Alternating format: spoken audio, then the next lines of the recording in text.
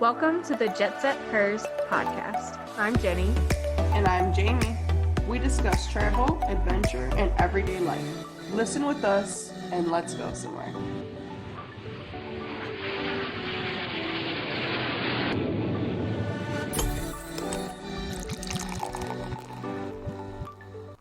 Hi! Today's guest was just so fantastic. We had so much fun, so we don't want you to miss out any longer, and we're just going to get right to it. Yes, so please, with no further ado, introducing Kristy Sumner, the traveling paranormal investigator. You can find her at soulsistersparanormal.com. Kristy, coming at you. Enjoy! All right, well, we're super excited to introduce our guest today because it's just something that's right up my alley, and I think a lot of our listeners will agree. But we're talking to Kristy. Hi, Kristy. Hi, how are y'all doing today? Good. Do you want to tell everyone what we're going to be talking about today? Absolutely. We're going to be talking about paranormal investigations and traveling to haunted and historic locations. I love it. Yes, that's right up Jenny and I's alley. So like she said, we've been very excited. We've been talking about it for like the past 2 days to each other, just nonstop. So we're very excited to have you on today. Well, I appreciate the time. Thank you for having me on. Yep. Every time I am traveling to a new place, the first thing I do is, do they have any kind of paranormal tours that I can go on? So I'm excited. Oh, that's fantastic. There are a lot of paranormal tours out there. In fact, paranormal tourism is definitely increasing over the last 5 years. So it's a cool industry to be involved with. Yeah. So where are you recording from today? I'm actually in Tennessee. We've got a couple of para conferences this weekend. So I'm here visiting a friend and we're going to be at those conferences together. So while y'all are enjoying a beer, I'm enjoying Tennessee whiskey. So are you just drinking it on the rocks? What are we drinking? Oh, I mix it with a little bit of ginger ale, just enough to mute the taste just a little bit. But otherwise, it's pretty straight. Funny story. I did not like whiskey, but I want to. So I ordered an old fashioned for the first time this past weekend. Mm-hmm. And I actually liked it more than I thought I would. So I'm going to try to start doing different variations, see if I can get myself to like it. There you go. Build up to it a little bit. Nice. Jamie, what are you drinking? Today I have a local brewery coming out of South Lyon, Michigan. It's 45 minutes outside of Detroit. It's an IPA per usual, but it's called the Train Hopper. Oh, I feel like that's fitting. 6.9%. I don't know if you guys can see the can, but it's very nice. Cool. Yeah. Yeah. How is it? Very tasty. Very nice drinking, easy IPA. Not too hazy, a little dark, but very tasty. What about you, Jenny? Gotta ask you. So I'm not drinking an IPA today. Shocker. What? I know. What? So I'm drinking Left Hand Brewing's Galactic Cowboy Imperial Stout, and it's a nitro stout. It's really good. Right. I had a Guinness recently, and so I saw this one, and I was like, let's branch out, try some new stuff. And Left Hand is known for their stouts, so it's good. I love anything on nitro, so I bet it's good and smooth. Am I right? It's delicious. Yeah, nice. Yeah. Well, cheers, ladies. Absolutely, cheers. So let's go back to the start. What started your curiosity and got you into this world of the paranormal? Well, actually, it started as a girls' trip. So my sisters and I, we live in different parts of the country. So we would routinely get together to travel to different cities and just have a really cool girls' weekend. And we do that 4 or 5 times a year. And so on one occasion in 2013, we were going to Moundsville, West Virginia, which is where the Moundsville, West Virginia penitentiary is located, which is one of the most haunted locations in the country. So coincidentally, we had a family friend that sat on the board of the penitentiary, and he said, why don't y'all come and stay the night one night while you're here? Just get locked in the prison and see if you find any of our resident ghosts. So we took him up on that offer. Wow. We had a couple of night vision video cameras. We had a couple of digital cameras and a couple of voice recorders. So it was a very rudimentary investigation. And so we went in and we found what we thought was very compelling paranormal activity. So we were hearing footsteps. We were, hearing door slams when we know that there was nobody else there. We were hearing men's voices when there were no men on the property that night. So to us, it was extremely compelling. So we left that experience and we really wanted to formulate or form form a professional paranormal investigation team. So we came up with Soul Sisters Paranormal. We had our theme music created. We trademarked our logo and all of that. And now we just travel around the country looking for historic places that have a haunted legend or haunted past. So we tell the narrative of those locations, and then we do a video of our investigations. That's incredible. It's See, a lot of none of fun. my friends would stay overnight and something like that. That's something I would want to do, and everyone else would be like, I'll be at the hotel down the street. We'll wait for you. Right. That's amazing. Yeah, so for us, it's a lot of fun. Like I said, it's one of those things where, I get to meet up with my sisters and have something that's very unique to our team and our group, and just have a very cool weekend as well as a very cool investigation. And Wow. travel brought you to it, so that's pretty cool. Just like Absolutely, a it trip. did. Yeah. Yep, Full absolutely. circle. So how do you find locations? Obviously, I've like looked at some of your stuff and seen you've been to a lot of the big named places around the US. But do people reach out to you guys? Do you reach out to them? Like, how does that kind of work? A little bit of both. To your point, we have investigated what I would call large commercial locations. So West Virginia State Penitentiary, Brushy Mountain State Penitentiary, the Lizzie Borden House, the Villisca Axe Murder House. So these are locations that actually tout the fact that they're haunted, and they encourage people to visit and stay in those locations. So we'll contact those places and say, we'd like to book a weekend to stay in that location. We do have locations that will call us in and say, hey, we know what you do. Would you like to investigate our place as well? And so we'll take them up on that offer. And then we also have businesses and private homeowners that will call us in and say, can you come investigate my business or my house, because I think that there's something haunted here. So we do those full scale, again, those commercial locations, really just to build our portfolio and enhance some of our investigation techniques. And then we'll use those techniques in those private businesses and home investigations that we do. Wow. So at the end, do you kind of just hand them everything that you guys found, like whether it was little noises or things caught on camera, and let them decide what it is? Or do you kind of give them your opinion on what you think is going on? A little bit of both. So the way our group is formed, it's a little bit different than most groups in the paranormal community. We actually all have advanced degrees. So I've got a PhD, my twin has a PhD, we've got 2 lawyers on the team, and then a master's holder as well. So we actually come at these investigations with a very healthy skepticism, and we formulate our investigations around a research-based investigation. So we'll go in and really try to control for as many of the environmental factors that we can control for. So light, noise, wind, any of those things that other people may say this is paranormal, we'll try to find evidence that it's not, and really kind of put that out there first. And so after that, when we control for all of the things that we can, for as much as we can, what we're left with is what we call unexplainable. So if we're in a home somewhere, and we're, like I said, we're the only people in there, and we're all female, and we're capturing men's voices or we're capturing children's voices, we'll tell the homeowners, listen, we feel that there's something going on here. We'll research the history of the house, and we feel that this may be what is contributing to it. And these are the steps that you can take. If it is paranormal, these are the steps that you can take, i.e. you can either live with it, if it hasn't hurt them, if they feel comfortable living with it, you can ask it to leave, you can sage the house, we can call in a priest or, in some cases, a demonologist to say, let's get rid of this thing if it's bothering you. So we have those steps. So we'll work with the homeowner or the business owner. But a majority of the time, there are things that we can explain. For example, we were investigating a business, and he had called us in, and he was convinced that his business was haunted.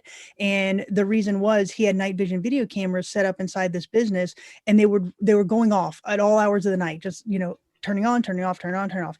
And the way his storefront was situated, it's all a glass storefront, and he had some glass display cases in there and some mirrors down the wall. So when we went in and did the investigation, we actually left some of our cameras running through the night. So the next morning we said, did your cameras go off? And he said, yes. And I said, well, give me the timestamps and we'll cross-reference those with yours. And so we did that. And what we found was the way his business was situated, it was on a highway that had a large volume of U-turn traffic. So when the headlights would bounce into the establishment, it would hit the mirrors, hit the night vision video cameras, and essentially turn them off and turn them back on. And so what he was perceiving as paranormal was actually something that was very normal. So we said, change the position of the cameras or take the mirrors down, and I think the haunting will go away. And it did. So that's how we try to work with the businesses and homeowners of those that will call us in. Wow. And I mean, I feel like that's even cool too, because if you guys are still left with stuff that is unexplainable, you feel really solid that it is something. I like that. Yeah, Like, here are the absolutely. facts, but Yeah. also this is going on too. So you might want to check that out. Yeah, Right. exactly. That's exactly right. So, for example, we were in the Exchange Hotel, which is in Gordonsville, Virginia. And this was a hotel that was built pre-Civil War. And then during the Civil War, it was recommissioned into a Civil War hospital that saw both Union and Confederate soldiers. And so over 750 men died in that hospital as a result of their injuries from the Oh, war. wow. And so there are reports of soldiers walking through, there are reports of men talking, of children talking. And so when we went into that house, we were there for about 6 hours that night. And again, it was all female. There were 5 of us in there. And we had left the night vision, or we had left a voice recorder on one of the beds because it's set up to look like a hotel in some of the rooms. And then it's set up to look like a hospital in the other rooms. So we had set a voice recorder on one of the beds. And during the night, we captured a male's voice saying, "I don't know, I'll be back at 4:30." And then about an hour after that, we captured a child's voice saying, "Hi, this is my bed." And so again, those are things we can't explain because there are no men and there are no children on that property, but yet we're getting these voices. So to us, we call that unexplainable. That gave me goosebumps. So I'm just gonna point that out. That is absolutely incredible. I didn't know you guys did home visits either. So that's kind of cool to find out. Yes, yeah. And I feel like y'all are going to actually find the truth, unlike a lot of, ghost hunting shows that you see where they're trying to force it and find anything Mhm. to use as an excuse. Whereas you're trying to find the truth behind it. And that is exactly what we attempt to do. For us, we really came into this with the mindset of we wanted to build credibility. And obviously the paranormal world, it's a subculture, right? So we're seen as those that are working and dealing in this subculture. So we wanted to see if we could elevate that a little bit with a more professional look and feel. So that's not to disparage any other team at all, but for us, it's one of those things that if we're going to put that out there and we're going to have our name behind it, we want it to be the best that it can be. And in order to do that, to your point, we can't force anything. If we go into an investigation and we don't find anything that night, we'll just say, "Hey, that's not our night." And it's not to say that it's not haunted, but it's we set up the things that we set up, our equipment and such, and we didn't find anything. So it was a very cool experience. Not many people can say they've stayed the night in a lighthouse or a Revolutionary War fort or a maximum security prison. Right. We can say we've done that.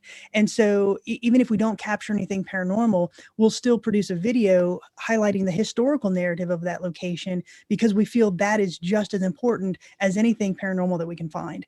And so, yeah, for us, finding those things that are unexplained, it is very interesting, but just having the experience of traveling and visiting these locations is what really drives us, honestly. Well, and I feel like that's good that you guys still do like a history of the places because maybe someone's going on a trip there and they can learn the history and then maybe they'll have their own experience that y'all didn't have. So it's, yeah. Yeah. And you're absolutely right. And if we can highlight these locations, in some instances, people might not have the ability to travel there, but if we can give them that experience of being there with us and having that, again, that kind of tactile experience with the history that we're having, again, that's part of what we feel our job is. Are y'all hiring? Because I love abandoned things and historic places. And so I feel like even if y'all don't find anything, you're getting to see places that aren't open to the public in a lot of situations. So it's so cool. Well, we're not a paid group. All of this is self-funded. And, but I will say that anytime we're out in Colorado or anytime you want to visit us on a location, you are absolutely more than welcome to join us. I was going to ask that at the end. I was going to be like, can I join you to come to Colorado? So let me Mhm. know. Yeah, We have a ton of absolutely. stuff, old mines and all that out here. So I know that there's a prison down in Cannon City that I want to get to. It was it's actually a museum now, but it was a former women's correctional facility. And there's a couple churches there that I want to visit. And of course, staying in the Stanley Hotel would be a lot of fun. oh So, yeah, that's like 45 minutes Yes. down the road from me. So yeah, I used to stay because I used to live in Colorado, so I routinely take my motorcycle up to Estes Park and just have Nice. lunch at the Stanley. But to get to stay there would be a real treat. yep. I was talking to someone recently and he said that they try to go once a year and stay for one night in a certain room that's supposed to be more haunted than others. Hmm.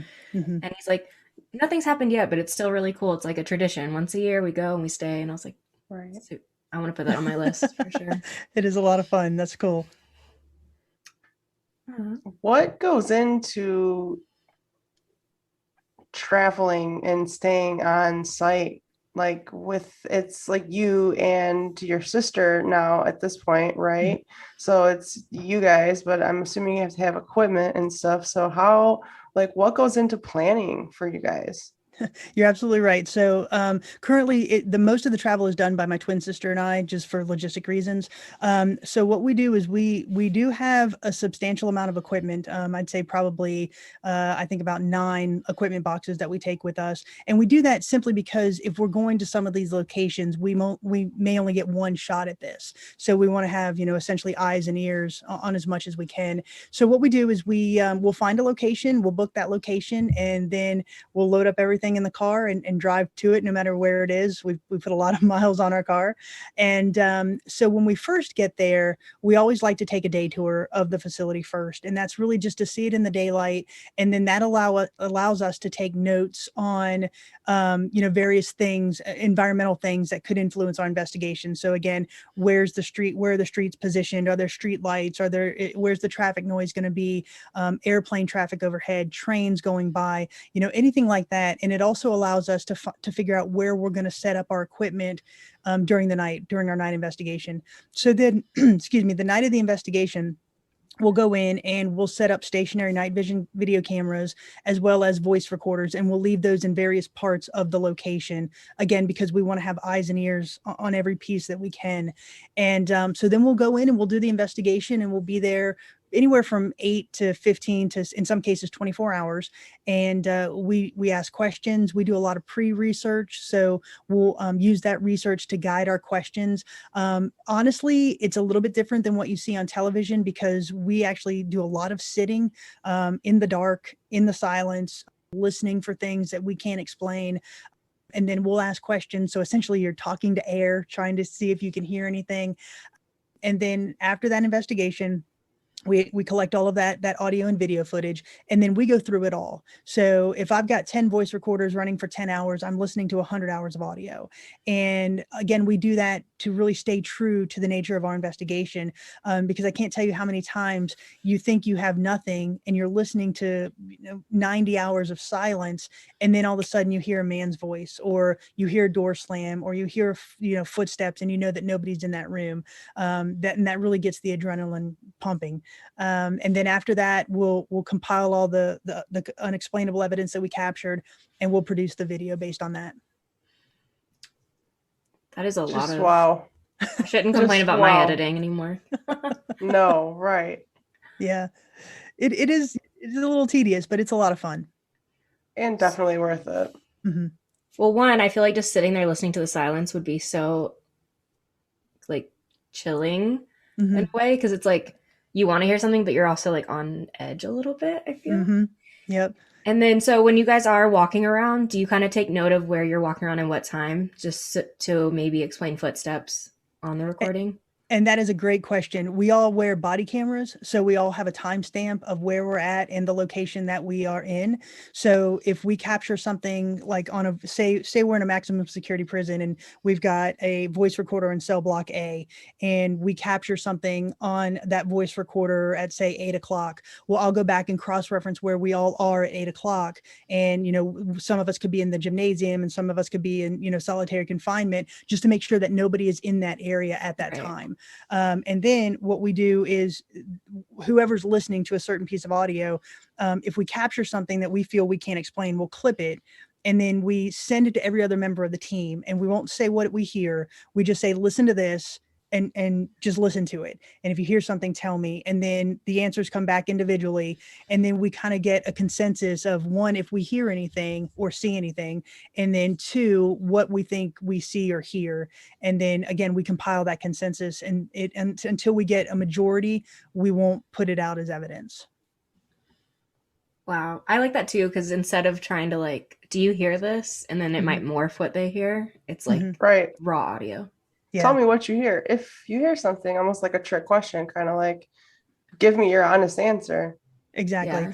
And there are some times where, we put the videos out there and I'll have people email me or reach out to me and say, well, I didn't hear that. I didn't hear what you're hearing. So for example, I hear a waterfall, but you're saying it's saying watermelon. And again, there is that bit of subjectiveness to it. There has to be.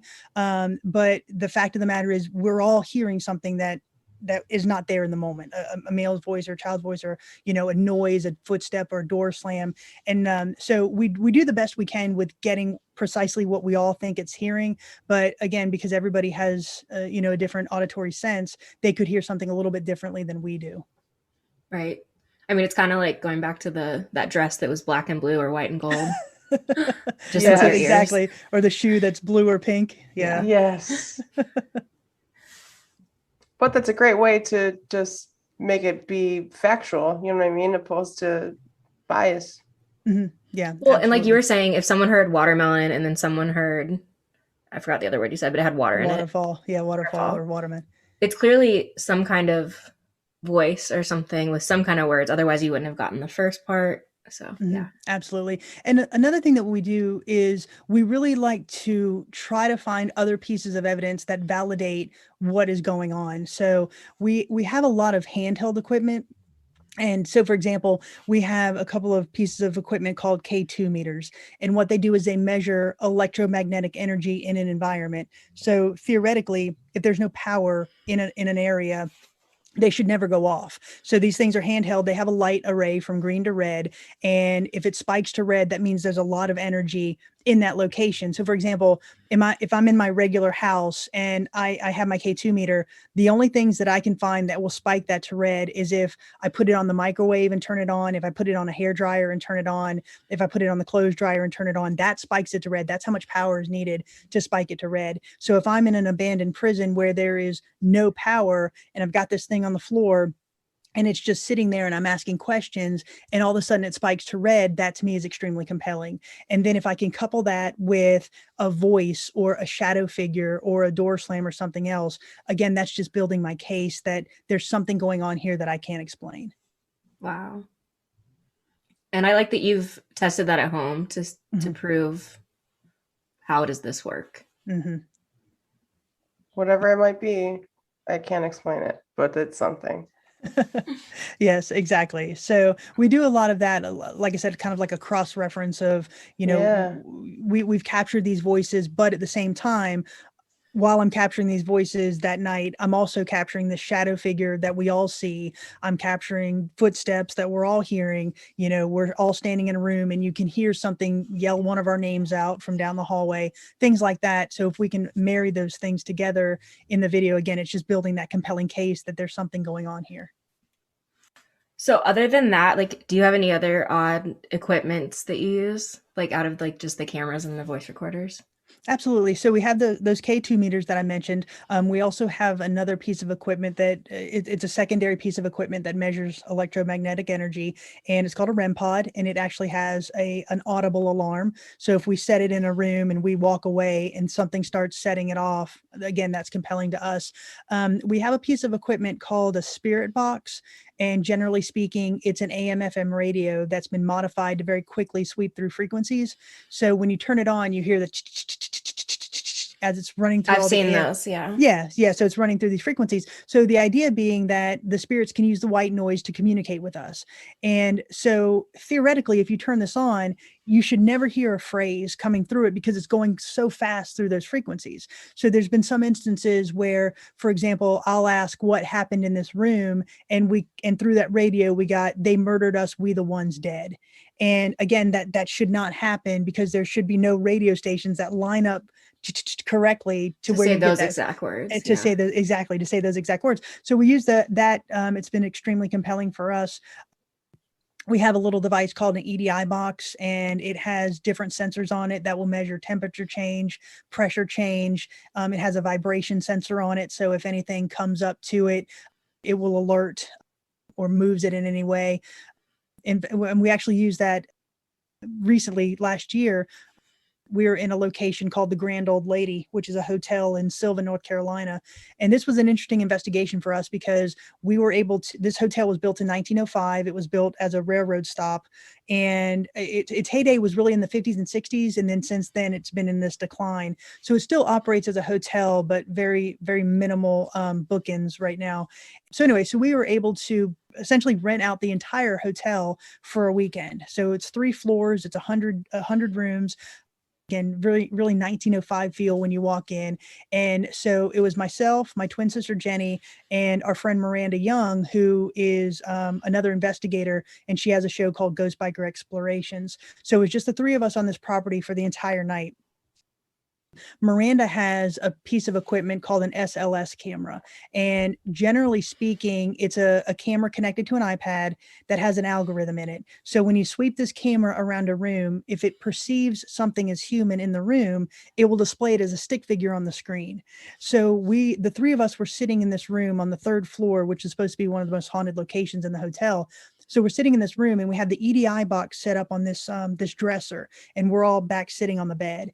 And as Miranda pans the SLS camera around, she sees a stick figure standing right in front of the EDI box, which again is extremely compelling. So the way I've framed the camera, I'm filming it, so I can see the screen of the SLS camera, and I can also see the EDI box behind it. So we're probably about 10 feet away. And we said to the entity in the room, can you touch that box that's on the dresser? And you see the stick figure hand reach out and hit the EDI box. And at the same time, in the background, the EDI box starts going off. So that's extremely compelling to us. So we have that piece of equipment. And again, it's now we've got 2 pieces of equipment that are, telling us that something is going on. So we use that to a great degree. And then we're real big on what we call trigger items.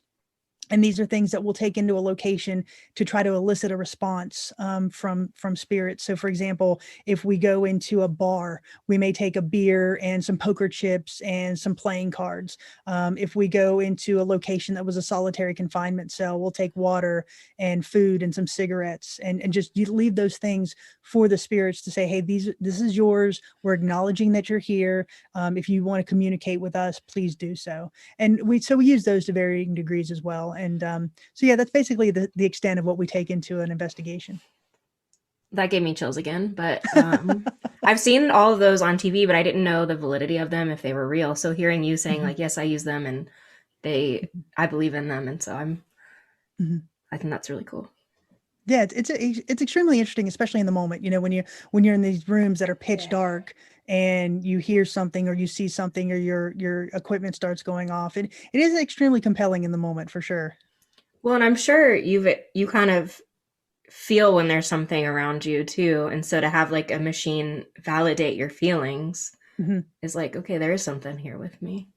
Yeah, and you're absolutely right. When you hear on popular television shows, it's getting colder, that is a legit thing that we've experienced. You do feel the room getting colder. It may sound a little hokey, but for me, my quote unquote tell is my left leg starts to go a little bit numb. So kind of like if you sit on your leg for a minute and it starts to go to sleep, kind of that feeling. If that starts to happen, I'll say, okay, I think we may start getting something here in a minute. It may start to get pretty active for us. And so there is that feeling. And, when you go into these locations, it's pitch dark. On our videos, it looks light because we're using night vision cameras, but to us in the moment, it's completely dark. And so you have to rely on your other senses. You have to rely on your hearing. You have to rely on your sense of smell, your sense of touch and feel. So it really does become a heightened awareness, if you will. And, for us, it is, you definitely use your body a lot as essentially your own trigger item, as I spoke about before, to really try to communicate with these spirits that are in these locations. I gotta know, what's maybe the creepiest thing that you've ever kind of experienced? I know you guys have been doing this a long time, so there's got to be a couple good ones in there. Oh yeah, absolutely. So in the moment, okay, so I'll give you 2 examples. So there, like I said before, a lot of what we capture is on those stationary pieces of equipment. So we don't really know that they happened until after we do the review. So we were in Fort Mifflin, which is in Philadelphia, and this fort is amazing. It was a Revolutionary War fort. It has been used through every war in some capacity as either munition storage, or in the Civil War, it was used to house prisoners. And so it has a grand history, the Fort Mifflin does. So one of the interesting areas in the fort is this casemate. It's called Casemate 11. And it's a subterranean casemate. It was designed to hold munitions, but during the Revolutionary War, they actually used it as a solitary confinement cell. And there was a guy on the fort. His name was William Howe. He was tried for treason, and he was hung on the fort. So Casemate 11, morphed into this solitary confinement cell. So again, it's subterranean. It's about 7 feet underground. You have to go down this set of steps to get into it, and there's only one small doorway, and that's the only way in or out. So there's no light pollution. There's no noise pollution. When you get in there, I'd say probably maybe 5 people could fit comfortably in the room. So it's a very small, narrow room. So when we were there, we set up a night vision video camera to look into the room. It was on the threshold of the doorway, and right beside it, we set up a laser grid. So the idea being that if something came into the room, it would cross and cut off the beams of the laser grid. So during the night, while we were on the complete other side of the fort, we captured a shadow figure. It walks from right to left. It comes out of the wall, and it walks through the laser beams and walks into the other wall. And again, extremely compelling, because I can absolutely verify that nothing stepped into that room, because they would have to have stepped over the night vision video camera to get into the room. So that was extremely compelling. One of the things that was interesting that we actually saw in the moment was we were at Brushy Mountain State Penitentiary, which is in Petros, Tennessee. And this was a large maximum security prison. Really the worst of the worst were housed in Brushy Mountain, and it closed in 2009. So we were there, and it was myself, my twin sister, Jenny, another investigator of ours, Kim, and then Miranda from Ghost Biker Explorations and her camera guy. So there were 5 of us on the property that night. So we were sitting in the gymnasium, again, pitch dark. We're sitting in the gymnasium, and in the middle of the gym, we had set up a couple of things that had lights on them. So we had a glow in the dark balloon. We had that REM pod that I spoke about. It has a little light array on it. A K2 meter has a little light array on it, but that was the only light source in the room. So we were back about 15 feet, and we're in a semicircle, and we're all watching those items in the middle of the gymnasium. And at the same time, Miranda's holding that SLS camera that I spoke about, and her camera guy is over her shoulder focused on that SLS camera. So as we're watching, I see something run in front of me, and it cuts off my line of sight to everything in the middle of the room. And I said, holy shit, did anybody see that? And Miranda said, at the same time I'm saying that, you can hear me on camera, at the same time I'm saying that, an anomaly pops up on the SLS camera that Miranda's holding. And so Miranda says, I saw that. And so her camera guy, Josh, pans the camera up, and now his line of sight is on those things in the middle of the room as well. And about 3 seconds later, the shadow figure runs back across, and we all saw it, and Josh caught it on camera. So we have no explanation as to what that thing was that ran through the middle of the gymnasium, but the only people on the property were there in that semicircle. So that was probably one of the most compelling things I've seen visually. Again, we've captured things on film and captured things on audio, but visually in the moment, that was the most compelling thing. Wow. Wow is right. I bet your adrenaline, like you mentioned earlier, your adrenaline rush would get you through, like, oh my gosh, my heart would be beating out of my chest, I feel like. Mm-hmm. It really is. And for us, it's one of those things where we kind of want to run towards it. We've never run out of a location screaming. We've never, felt so compelled to get out of a location. To us, it's one of those things where we want to know what's causing this. We want to know the answers. And it's a great adrenaline rush. Even when we're listening to the audio and the video and watching the video afterwards, to your point earlier, Jenny, sitting there and just listening to silence. When you hear something break that silence, I mean, you do come off the chair. It's like, wow, we got something. And so that just makes you want to do it again and listen to another 90 hours of audio. I bet. I mean, yeah, I bet. Well, and at first I was like, man, I would be so tired, staying up all night to do this. But then I realized, no, if I was sitting there on edge, I wouldn't be tired at all. Yeah, absolute. Time flies. It is one of those things where once you start, you look down and it's like, wow, it's 3 a.m. and we started here at 7 or 6, and it absolutely flies when you're on an investigation. Well, and I can see like when you guys get the chance to go to these places that are super known for being spots, you want the time to last longer. So it's like, oh, we only have a few more hours left. Like, what a Mhm. bummer. Yeah, it really is. And that's what really made our investigation at the Grand Old Lady so spectacular, because we did have it to ourselves for an entire weekend. And, Right. that was one location. Again, I can't speak highly enough about it, because it really felt like the spirits wanted to communicate with us. And there was nothing malicious. There was never anything evil or threatening that we felt during those 2.5 days there. And it was just a great location to investigate. Again, we were capturing things that I can't explain. We were in the kitchen at one point during the night, and I said, "If anybody's here with us, can you just let us know that you're here?" And the coffee pot turns on. The other things that I mentioned earlier, and the final night we were there, as I said before, they have 100 rooms, but the rooms are individualized. So you have some that are single occupancy, you have a couple that are double occupancy, and then you have those that were made into big suites, larger suites. And so that last night we were there, we were up on, again, that third floor, and we decided to stay in a room that was a suite that had 3 beds, but it had one door. It had just one door that you can go in and out of this room in.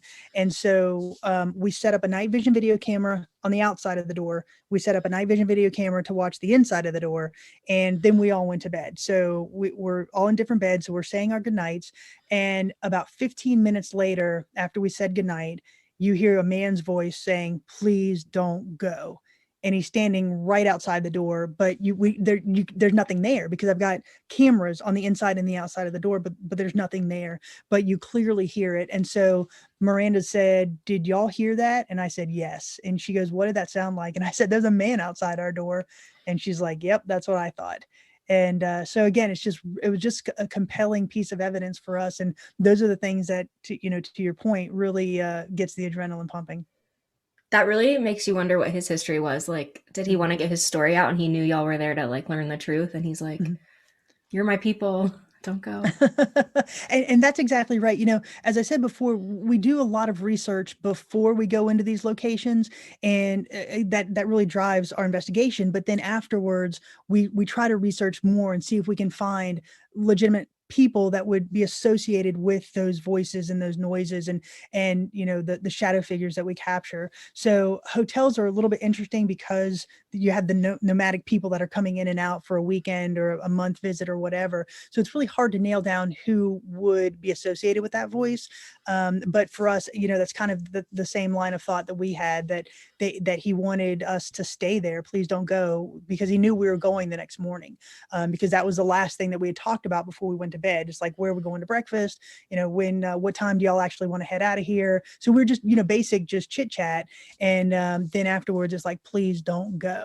And so that's exactly what we felt when we heard it as well. He was lonely. He didn't want you guys to leave him. Yeah. Yeah. And, when we go into these locations, if you watch any of our videos, the thing that is constant throughout is, we always say, we're here to tell your story. We want to tell your story. And that's legitimately why we're there. We feel if any spirit wants to communicate with us, it's our job to tell that story.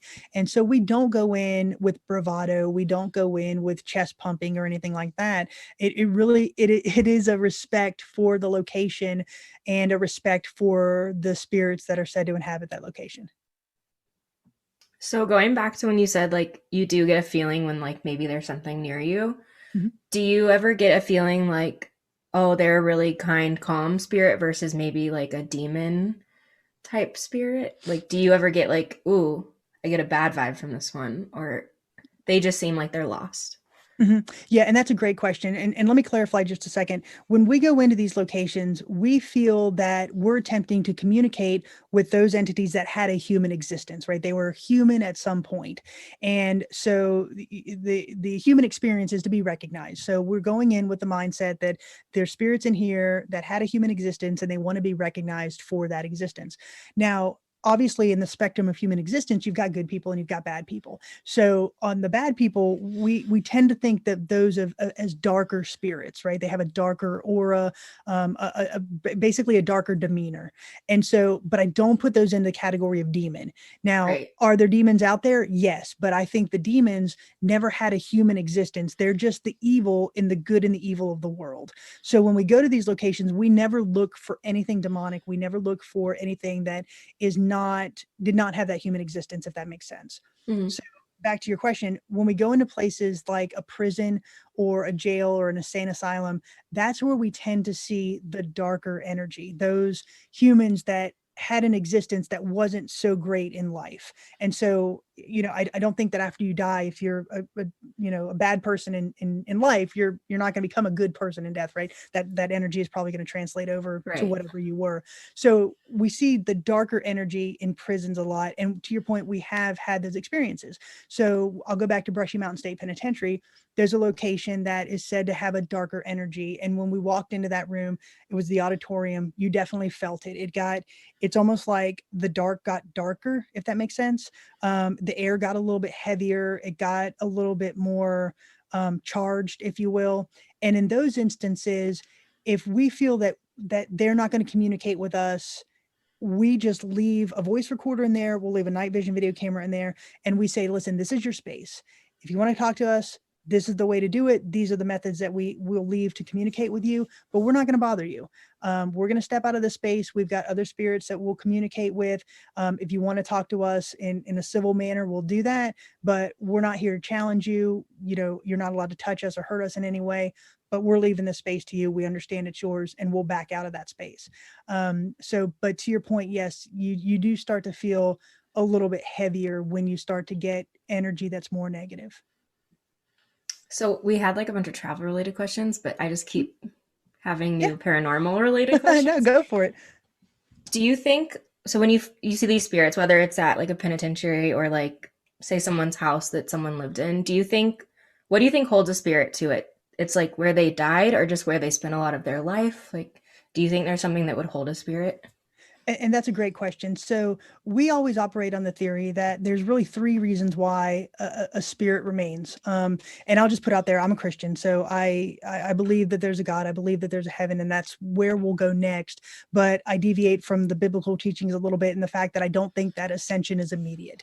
I believe for some reason there are spirits or souls, if you will, that stay behind. And those three reasons for me personally are that there is unfinished business, that for some reason they have something that needs to be fulfilled before they can ascend to whatever next. And until that is rectified, they will remain what we'll call earthbound. And so that's the first reason. The second reason is they know that they're dead, but they can't find the mechanism to whatever's next. So essentially they're stuck. We were investigating Hales Bar Dam in Guild, Tennessee, and this is a dam that was in operation until the mid-1960s, and it has a series of tunnels that run underneath it. And in the mid-1950s, there was an accident and some kids were killed in those tunnels. And so when we were there, we asked the question, why are you here? Why haven't you moved on? And we captured a child's voice saying, I can't, I'm stuck. So in that instance, he knows he's dead, but for some reason he can't find whatever's next. So that's the second reason. And the third reason is I believe that there is a fear of retribution for the life they lived in the next realm. So they're afraid that they're going to, suffer some eternal punishment in the next world. And so they're perfectly content to stay essentially earthbound. And those are the people I think we see in prisons a lot, or in jails, or in those instances where something extremely bad has happened, like an axe murder house or something. They're afraid to move on to whatever's next. And so those are the three theories that we work on that as to why a spirit remains. When you were saying that, I was like, that would make sense as to why most of the most haunted are prisons or insane asylums or even churches. Mm-hmm. So yeah, and again, that's kind of how we operate. Yeah, I like those. This is crazy. They can't see Jamie's face, but she's just soaking it all in over there. So it's a lot. It is. Yeah. So this has you traveling a lot. Has this introduced you to anywhere that you just like really loved, like a city or town or anything? Well, we come from a very travel oriented family. So we've always had a love of history, and our parents would always take us to historical places around the country. And that's a fascinating question. Every place that we've gone to is so unique in its historical aspect. So, again, you've got these Revolutionary War forts, such as Fort Mifflin, or you've got the St. Augustine Lighthouse, and each of them is so unique historically, that each one has been fascinating for us.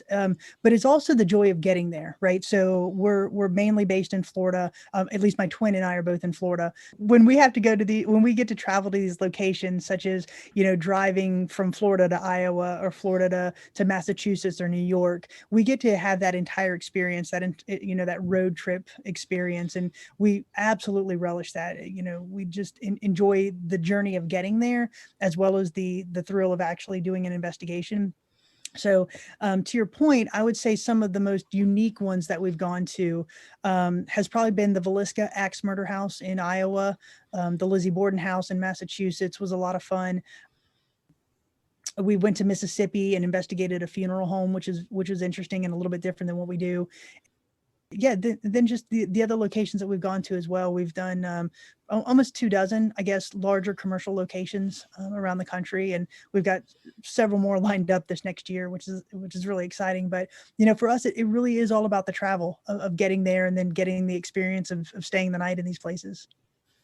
On that note, do you have like a favorite location, not paranormal based, but just something you got to explore that maybe isn't open to the public that you were just like, I'm so glad I got to see that specific thing? Well, when you first started asking the question, my mind really went to Australia. My sister and I went down there in 2000, and not so much that it wasn't open to the public per se, but when we were down there, we were there for 5 weeks, and we got to see a lot of the country that not a lot of Australians really get to see. And we were actually speaking to people down there, and they said, "Boy, I've never done that, and I'm from here." So we were going horseback riding in the mountains. We were there in Sydney. We got to see the Opera House and all of that. We went out to Ayers Rock and actually stayed the night out there in the desert, and got to have this amazing experience out there. So I'd say probably going down to Australia was the most unique thing that we've done, and just seeing some of that culture and some of that history within the United States. Like I said, it's such an amazing country, because you get a different feel wherever you go. Florida feels a lot different than Tennessee, which feels a lot different than New York, and that's even different than Iowa. So you have these regional feels when you go to these different locations, and each one is unique and special. And so for us to be able to go to all of those locations and really experience them up close and personal, all of them have been just extremely memorable for us. So you're doing travel the way I like to, because you're researching it a ton before because of the job Hmm. or the investigation. So you're learning all the history, and then you're getting to see it in person. So like that's what I'm such a planner. So when I go somewhere, I'm like, well, let me do all the research before, look at the history. And that really is key. For as archaic as it may sound, I spend a lot of time in libraries. I do a lot of research in state archives and national archives, the Library of Congress, and to be able to really delve into the history of these locations is really a bonus to what we do. And it really does connect you with the past, because I mean, without the past, I mean, how do we learn, how do we go forward? So the past and the history of what we do is extremely important. I think I deviate a little bit from you in the fact that while we plan for the investigation, I love going to locations and just being in the moment and kind of finding things on the spur. So, for example, I went to London, and I've been there several times, but to go to London, and just to get off the plane, to go into the central city and just walk, Right. no map, no plan, just take, you're going to be walking for a few hours. And it's amazing the things that you come up with, that you can find. And you're like, wow, I stumbled across the door that was in the movie Notting Hill. And it's like, wow, Right. all right, that's pretty cool. And just so things like that, the surprising little things that you can do just on the spur of the moment. To your point, I'm a planner in some respect, because we plan for these investigations and do the historical research beforehand. But on the flip side, I just love going to locations and saying, let's just drive. Let's just drive around and see what we see. Yeah. I'm a planner, but obviously I'll admit that life doesn't always happen the way you plan it. And it's normally the unplanned situation that turns out to be the best story coming back. So Yes, I'll you are agree. absolutely correct. Absolutely. And I'm like both you guys. I plan, but there's a lot of just winging it involved too. I love just kind of getting lost in the city and just walking around and putting your phone away. And that's exactly right. I actually ride a motorcycle. So, driving back roads, it's just like, I know where east is, I know where west is, let's go. So you just, and you find these little historical markers, or you find these roadside, little historical places, that you pull up and then there's nobody there. Or you find a cemetery. I'm very big at stopping in cemeteries, Oh, me and, too. just walking around cemeteries and reading the headstones and trying to really get a feel for, what life was like when the cemetery was made. I can tell you how many little cemeteries that I've been to, and it's like, nobody knows that they're here. And that to me is just an amazing experience in and of itself. We did that when we were in New Mexico. We just got in the truck, we just started driving, we went wherever. We ended up a bunch of different places, but found tiny little cemetery. Ended up, we were in Roswell for the night, and cool. my partner started like Googling and like looking up at all of these names that she remembered from the cemetery, and like found the history, found the family that owned the cemetery. So found all of this information out about the people that were there. So when we were driving back through on our way back across the state, we stopped there again and we're like, okay, this person did this person did that. And like we paid attention to the actual like little houses that were there, and it all like everything came together. It was absolutely incredible. She's just telling me about it while I'm driving, like, oh my God, this is so cool. That's absolutely just, I love doing that. Yeah. And it really is. And you find things that you don't even know. And I know this is a travel podcast, but even things in your own community that there's so many people that don't know the history of their community or some of the things that happened there. So for example, I'm from Central Florida, and in 1935 there was a shootout in this little town called Ocklawaha, and it was a shootout between Ma Barker and her son Fred and the FBI. It was the largest shootout in FBI history. It lasted almost 4.5 hours, and so that house has remained there since 1935. And in 2018, I asked if we could investigate that house, to be the first paranormal investigation team to investigate at that house. And so we did the investigation, and our local newspaper picked up on it. So we were written about in the newspaper and a couple magazine articles. And I can't tell you how many people came up to me and said, never knew this was here. I never knew that little Marion County, Florida was involved in this. And thank you for highlighting this history. And to me, is one of those things that I grew up knowing about it. But it just really enlightened me to the fact that not many people even know what's going on in their own community, historically wise. And so to be able to tell those stories and just kind of bring that history to life is absolutely what we love to do. My roommate doesn't understand my fascination for like cemeteries and abandoned things. So she'll go. She's never like, oh, I don't want to do it. But the whole time she's like, why are we here? And I'm just like, let me have this. Yeah, that's funny. I'm actually, aside from our paranormal investigation videos, we also have a series that we produce called Landmark Legends and Lore. And I'm dropping one tonight that is specifically on cemeteries. So we're highlighting five cemeteries in Virginia, Tennessee, and Florida that have historic backgrounds or have a legendary haunt associated with them. So I'll be looking out for that. Well, good. I'm glad. But, to your point, we spend a lot of time just walking around cemeteries in New York and Virginia and Vermont and in West Virginia, Tennessee, all, to get shots for this film. And it's one of those things that I can spend, and my sisters can spend days just walking around cemeteries. Yep. That was something I started with my mom back when I was a little kid. I just wanted to see the dates. Like the older the dates got, the more I was fascinated with it. Mm-hmm. Or even like the really old ones that still were like fresh flowers. It's like, do they still have generations of family alive, or is there just a random stranger taking care of it? Like you just start wondering, like, what did they do? That is absolutely fascinating that you say that. I'm up here with my friend Miranda, again, from Ghost Biker Explorations. She and I got a couple of projects that we're working on, but she and I were actually in a cemetery yesterday.